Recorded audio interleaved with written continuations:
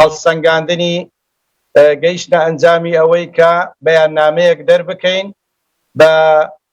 بۆ ئاواتەی کە لە دەستپێکی خوێندن کە ساڵی خوێندن دووسبەی دەست پێ ئەکات حکوومەت و وەزارەتی پەروەردە ئەم خاڵانەی کە دەیخوێنینەوە جێبەجێ بکات و کاری لەسەر بکات بۆ ئەوەی پرۆسەی پەروەردە و خوێندن پرۆسەیەکی سەرکەوتوو بێت لە هەموو ڕوویەکەوە.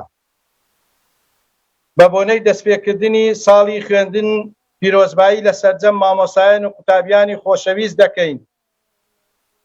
بەو بۆنەیەوە بە پێویستی دەزانین وەک خەمخۆر و داکۆکیکردن لە مافی پەروەردە و خوێندن کە نوێنەرانی لیستی کۆمەڵ بەردەوام لە هەموو پێشاتەکانە سەرمەشق بووە، لە خۆپیشاندانەکان، لە یادداشت، لە بەیاننامە، تەنانەت چەندین جار لەو حاڵەتانەیە باجیان داوە، تەنانەت گیراون بەس بۆ ئەوەی داکۆکی لە مافی مامۆسایان و قوتابیان و پرۆسەی پەروەردە و خوێندن بکەن.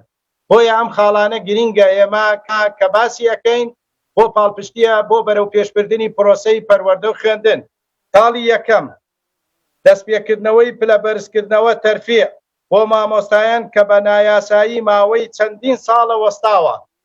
تاڵی دووەم پێدانی موچە لە کاتی خۆیدا کە 30 ڕۆژ جارێکە و حکوومەت پابەندی بەڵێنەکانی بێت. تاڵی سێیەم چارەسەرکردنی گرفتی مامۆستایانی وانەبێژی و کە بە دامەزراندن یان گرێبەست کە زیاتر لە 21,000 مامۆستای وانەبێژ هەیە، زۆربەی ناوەندەکانی خوێندن لە دەرەوەی شارەکان ئەوان پڕیان کردوتەوە. تاڵی چوارەم گێرانەوەی موچەی پاشەکەوتکراو لە ڕێی دانانی هەژماری بانقی.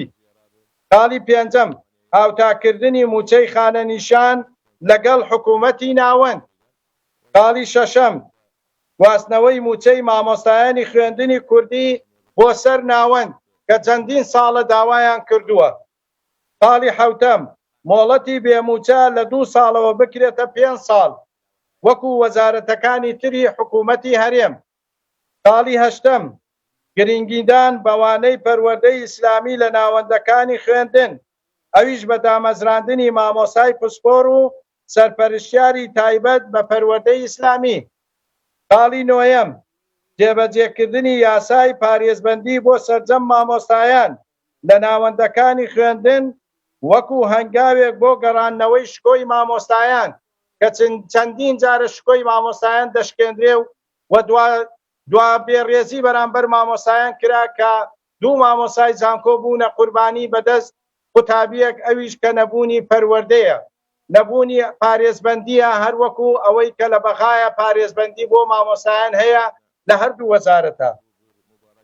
تاڵی دەیەم چاکردنی سیستەمی پەروەردە و فێرکردن لە هەموو ڕوویەکەوە بۆ بەرەو پێشبردننی پرۆسەی پەروەردە کە بەڕاستی هەر لە بینایی خوێندن، هەر لە تاقیگا، هەر لە ناوپۆل، هەر لە ستاندەری جیهانی لە پێوەرەکانە هیچی لە ئاستی پێویستانیە کە زیاتر لە 2000 قوتابی قوتابخانەمان دەوێت بۆ ئەوەی دوودەوامی نەمینێ و زیاتر لە 30,000 پۆلمان ئەوێ بۆ ئەوەی 40 قوتابی و 60 قوتابی لە پۆلدا نەمینێ.